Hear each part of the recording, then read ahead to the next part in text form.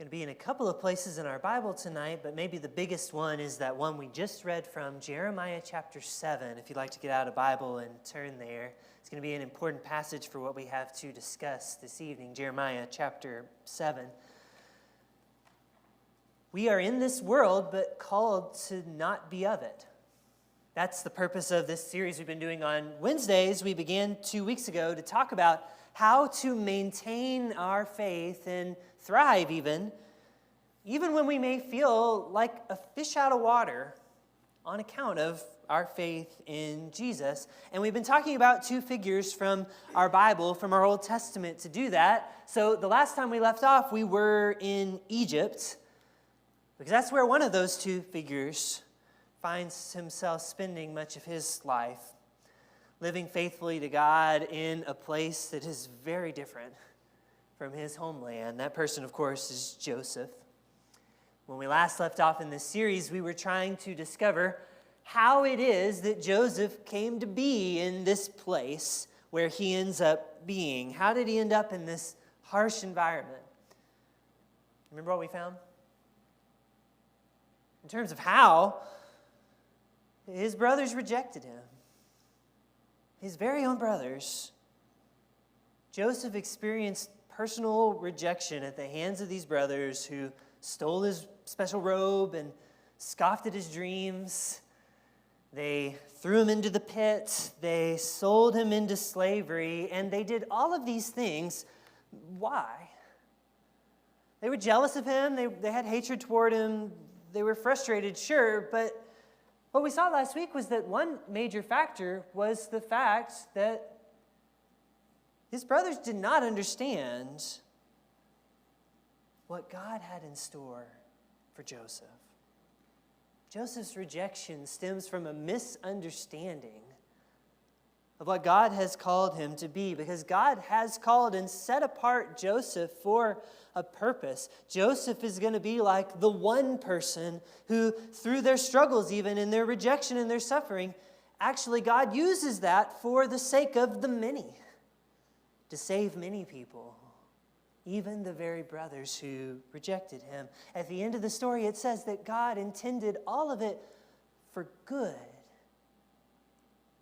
But all of that was very much so misunderstood. And I think we can learn something from Joseph. We too may sometimes feel like a fish out of water because of what God has called us to be, and the fact that God has set us apart in this world. That's often misunderstood. So that's how Joseph ended up in Egypt. And that's where we're going to leave Joseph for today, because today, by the end of our lesson, we're going to be in a whole different part of the world, not in Egypt, but in Babylon, because that's where the other figure in our series is going to find himself trying to live in that tension of holding on to his faith in an environment that doesn't make that easy at all. And so tonight we're going to be asking the same sort of question. How did Daniel end up here?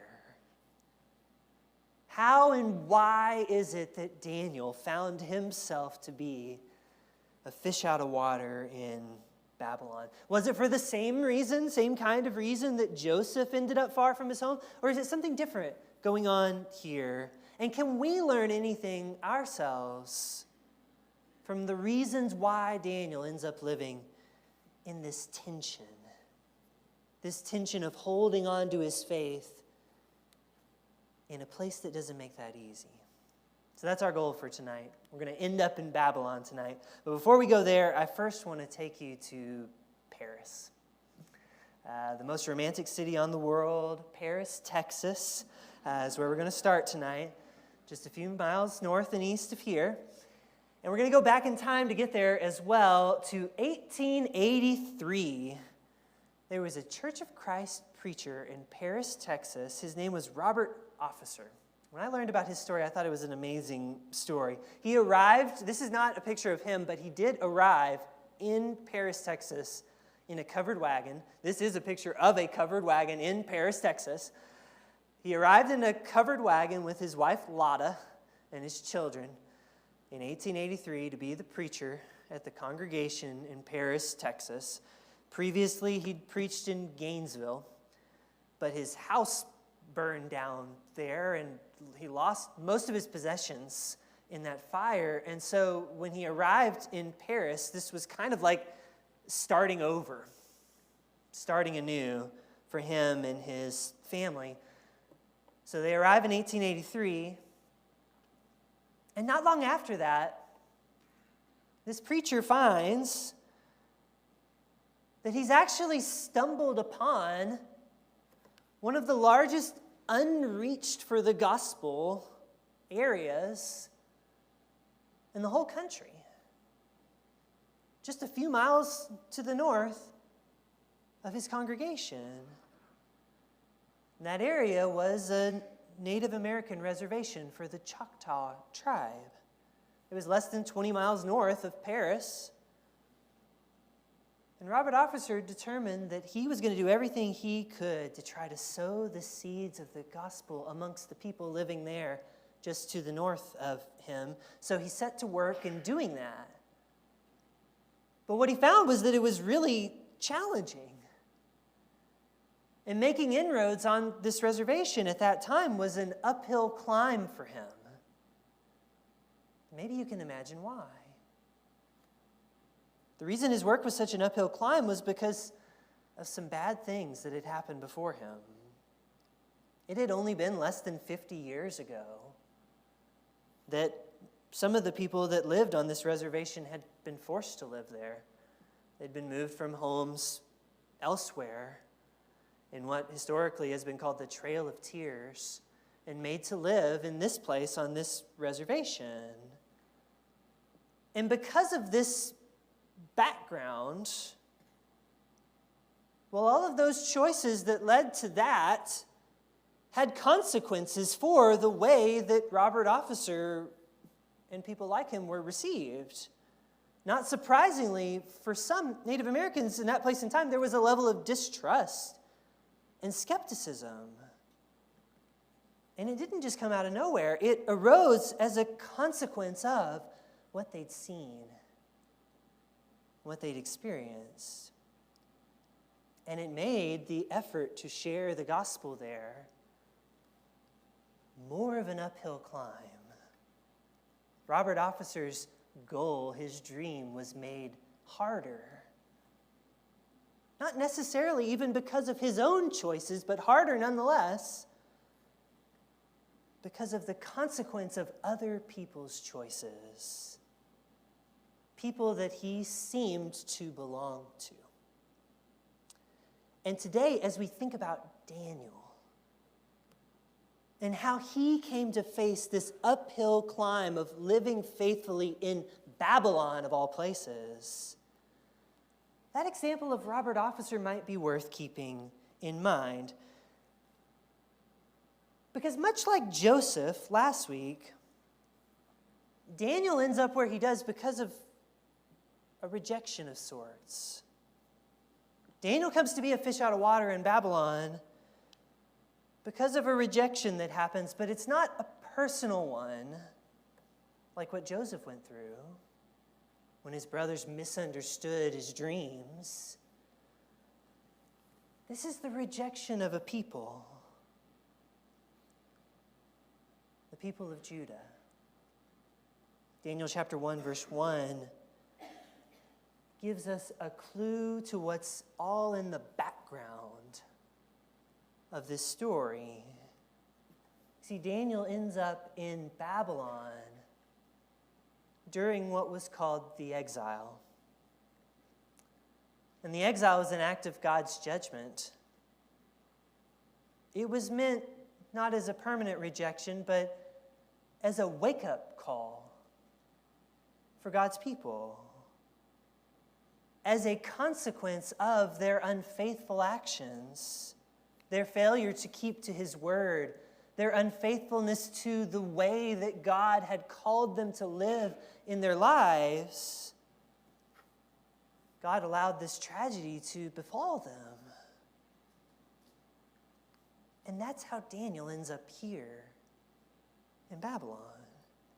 You see, what God had called his people to be, we actually mentioned this last week, was a light. A light to the Gentiles, a light to the nations. They were a covenant people with God who were set apart for the sake of many.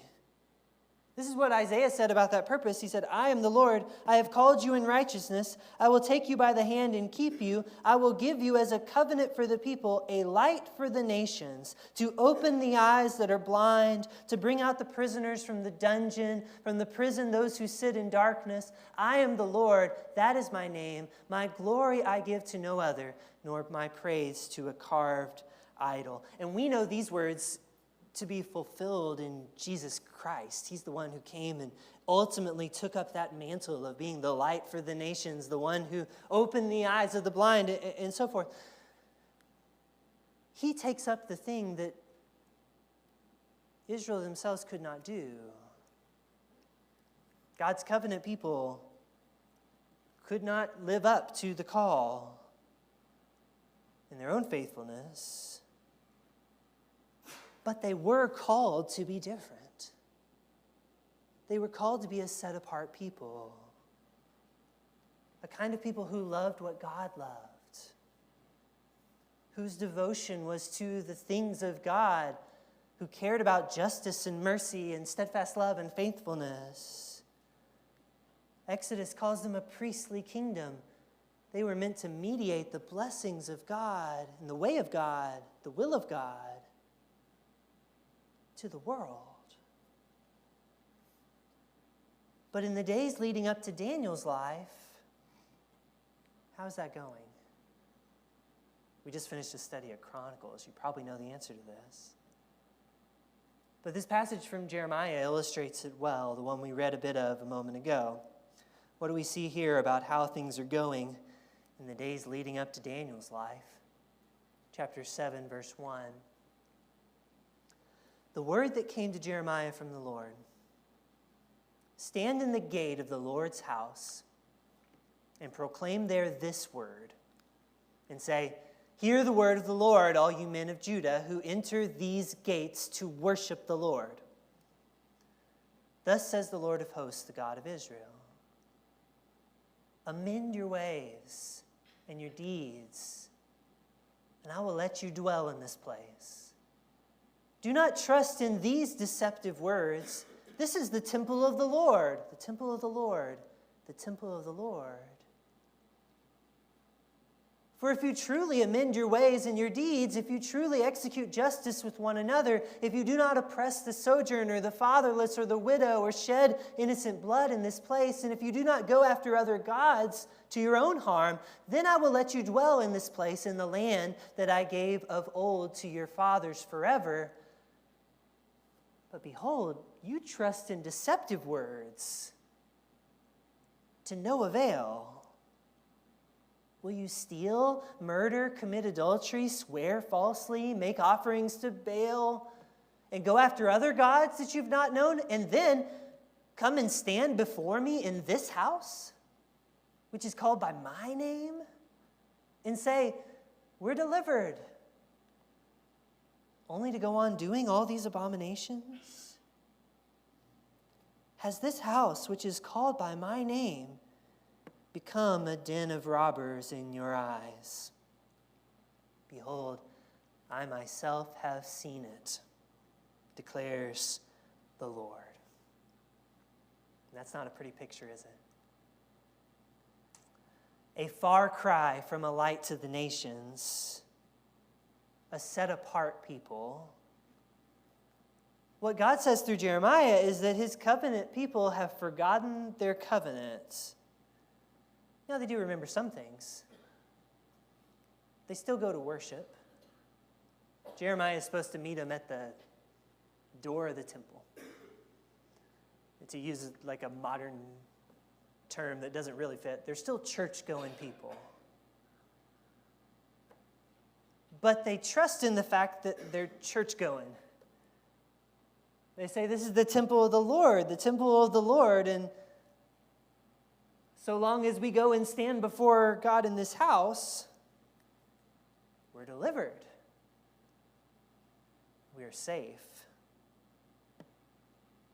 Even though their lives at this point are really not being lived differently than even some of the worst Gentiles around them. Jeremiah says, will you steal and murder and commit adultery and swear falsely and make offerings to Baal and go after other gods and then go to worship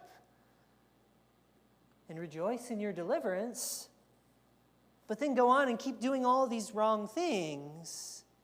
See, what Jeremiah is describing, what God is warning through him, the actions of the people are not befitting of their calling, their identity. And he wants them to turn it around. They can if they choose. If you truly amend your ways and your deeds, if you do these things that are near to God's heart, live the way that he's called you to live, be the light that he's called you to be, then I'll let you dwell in this place, in the land that I gave of old. But if they don't turn it around, then the temple that they trust in itself is really just a building, but the temple that they trust in is going to fall. And their actions will prove to have consequences, negative consequences. Which is, of course, exactly what happens. And it's the reason that Daniel ends up living in Babylon. It's the how and it's the why of his coming to be a fish out of water. It comes as a consequence of his people not really living up to the identity that they were given. They weren't really showing God's way in their lives.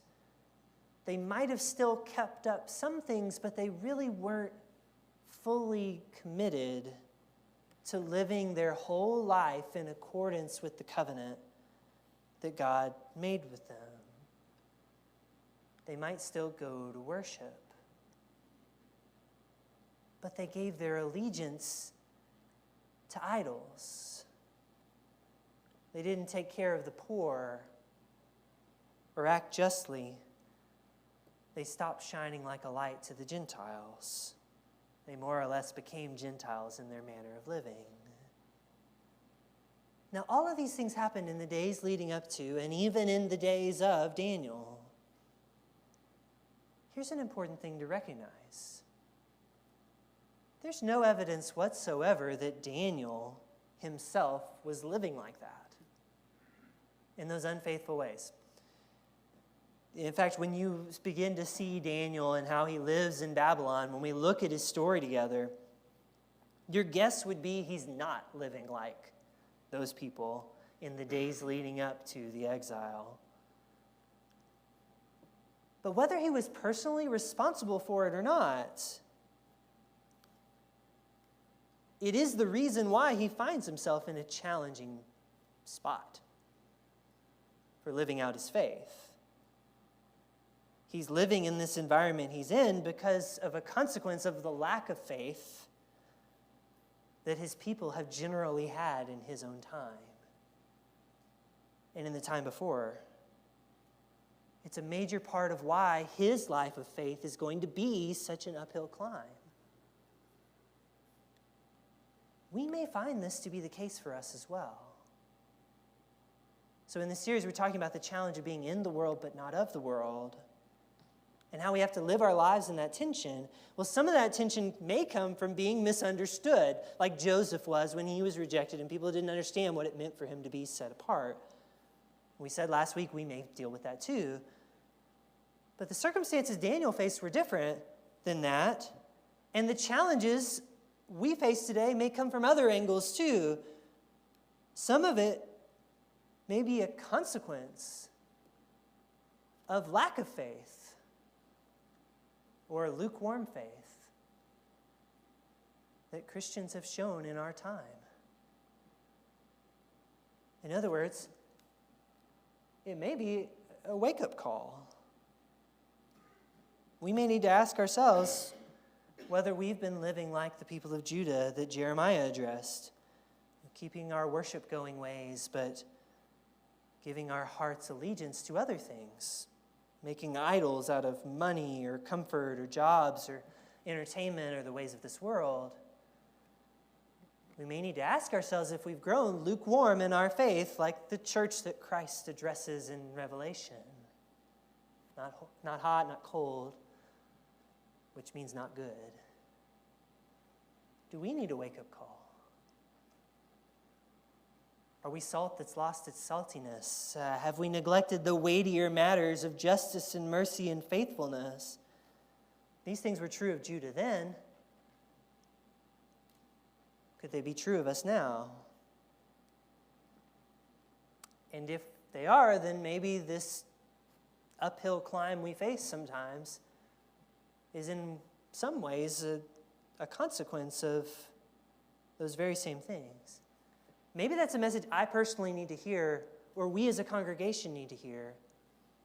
But even if we, like Daniel, are striving to be salt and light with all that we've got, and we're working our hardest to keep the whole covenant just as God said, we may still face these challenges simply because the name of Christ is not always given a good name by the people who wear it. And the fact is, we just got to be aware of that fact. We need to be ready for the fact that our efforts may be an uphill climb. But just because our work is cut out for us doesn't mean that the work cannot be done. In fact, I really wanted to do these two lessons up front and really examine some of those root causes of the tension that Daniel feels, that Joseph feels, maybe also that you and I sometimes feel. I wanted to do all of that first. It makes sense to do it first. But from now on, all of our lessons from Joseph's life, from Daniel's life, are just going to be good example after good example of how to face those sorts of tensions and rise above it. And make the most of the world that they find themselves in, even though it's a challenging place to be, and to hold on to their faith and thrive and interact in ways that are influential and good in a world that's very different than what God would have wanted. And we'll learn some things, I hope, from their examples. We've examined some reasons why it's an uphill climb. But since when has that ever stopped God from accomplishing his purposes in those who are faithful to him? I think Joseph's life and Daniel's life are proof of that. And so also is the rest of that story we began at the very start. So we were talking earlier about Robert Officer, the 1880s preacher in Paris, Texas. He had a passion for reaching that less reached place to the north of him, the reservation territory there at that time. And despite his desire to make that positive impact, it was hard. But he wouldn't give up.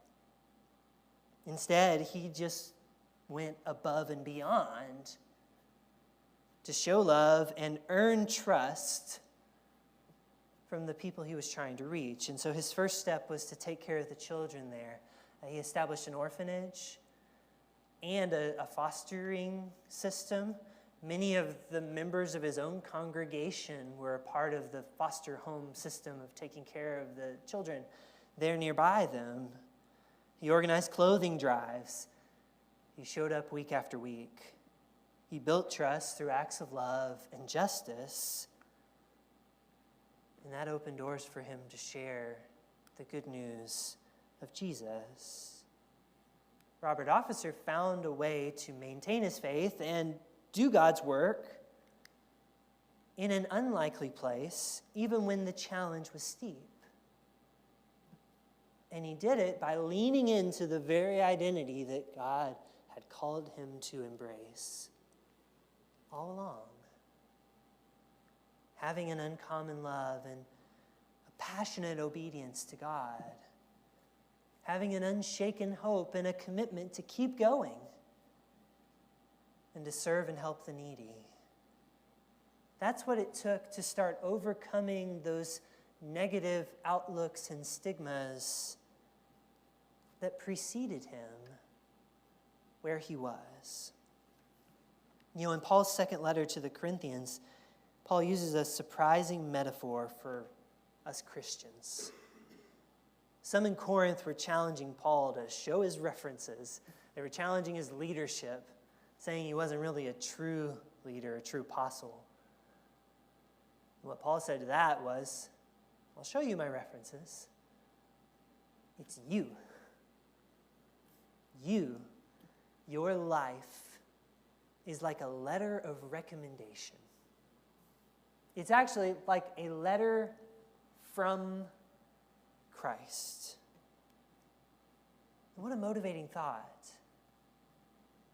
That you are a letter of recommendation, recommending Christ to the world. And even though many in our culture might have negative opinions and starting points against faith, your life might be the kind of life that could recommend Christ to somebody. And wouldn't that be great if we could take that challenge seriously in ourselves? In fact, maybe that's the challenge you need to hear tonight. Maybe you need to be reminded, like I do, that everywhere you go, you are a letter recommending Christ to the world. So long as it is Christ's name that we wear as Christians, then we are called to represent him well in whatever place we may find ourselves. We're called to be a good representative of who he is and recommend him to the world. Maybe it's time for us to embrace that challenge in our own lives today. Maybe what we need to do is be prepared to be persevering. Because, as Jesus said in the Gospel of John, in this world there are many troubles. But he followed that with, take heart, for I have overcome the world. Maybe for somebody you need to be reminded of the fact that Jesus did overcome all things, including the things we struggle with in our own lives. And for someone who's responding to the gospel, that could lead to an experience of total mercy and grace, the washing away of our sins in baptism. For others of us here, that could be the reminder we need to leave sin behind that we're struggling with, to seek God in our lives, amend our ways, like Jeremiah said, and serve God more wholeheartedly. However you might be called or challenged tonight, I would invite you to respond while we stand and sing.